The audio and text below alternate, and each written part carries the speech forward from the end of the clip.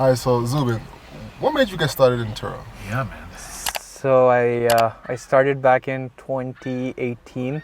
I bought a car and I was working a minimum wage job and I bought this car that I couldn't afford. So I bought it on payments. Like I got really badly rogered on the deal because it was like 5.99% interest rate. Oh yeah, they're like, this is the best thing for you, and I was like, yep, sure, hand it to me. And I took the deal and I got insurance on the car, everything, all like the all the due diligence you're supposed to do, and I got started. And I just immediately realized I couldn't afford the car. Like working the job I was working, I could not pay for the car. So I was like, either I get rid of the car, or B, I find something that I can make money with the car. And I kind of liked option B because I got to keep a car that way. But option B was there were two options. Either I rent it out or I drive Uber, and I was not about to let like people other than myself in the backseat of the car and driving people around. I wasn't cut out for chauffeuring. So I said, what, let's try it out. I listed the car on Turo. I'd heard of Turo through I watch a lot of YouTube, so I found Turo off of there. Someone had recommended it, and I said, let's try it out. And I put it on the first week of I would say August, and I got a booking for first week of September.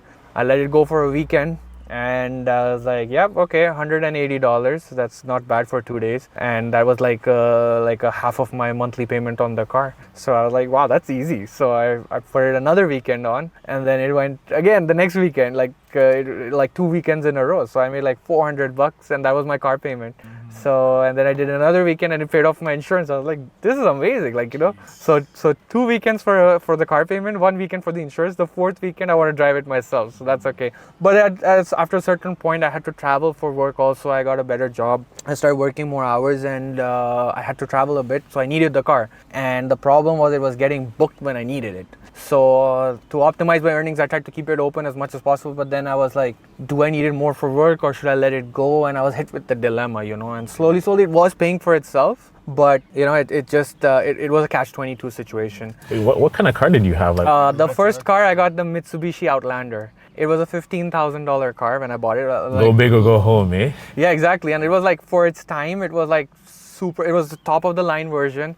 I went to 5 lots before I found this one, and I was like, yeah, I need this one. So it was really my dream car, which I wanted to get, and I got it. But of course, the rest. So started working. So Turo and the work, I somehow managed to do them both together. I would coordinate it. I'd keep the car blocked off for the weekdays when I needed it, and the weekends it would go out. So I kind of started paying the car off, and then I realized that I was making money faster than I was paying my loan. So I said, what, why not just make a lump sum payment? And so in, I think, 6 months time, I paid off the whole car. Like with Turo and my work together, I paid off the car like entirely. Like I'd put $5,000 down, and then I'd finance $10,000. So I paid it off in about 6-7 months. So then I said, okay, what, this car is paid off. At that same time, my parents were coming to visit me. I was like, if this car is going to be out, let's get a second car and we drive that and let this go out all the time. Or vice versa, we let that car go out. We were going to see which one is going to do better and then let that one go more. So I bought a Hyundai Elantra 2017. How much did you buy for?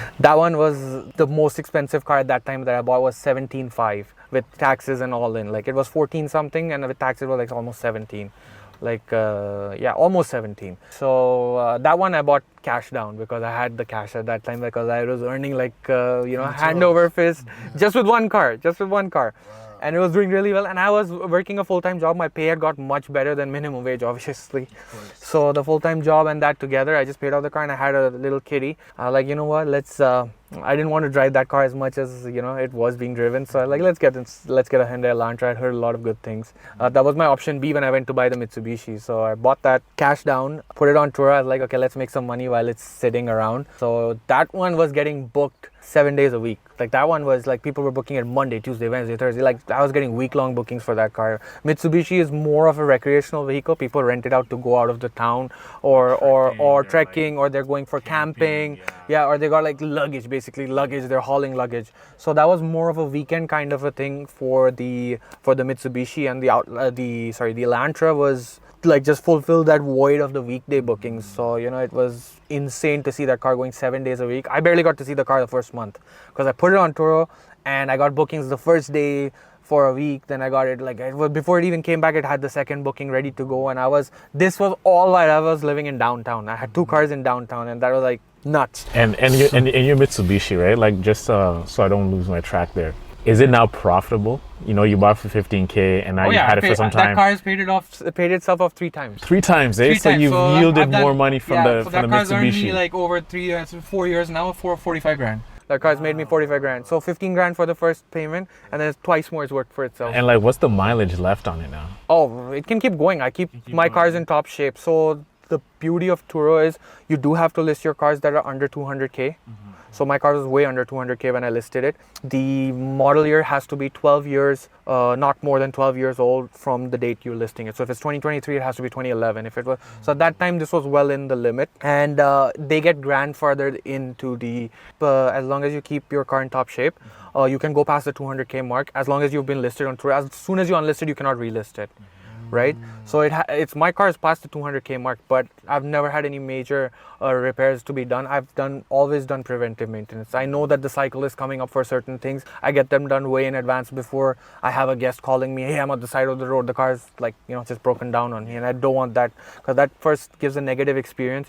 And ratings are everything in this business. So if I get a 1, 3-star, 4, even a 4-star review hurts me. So so far.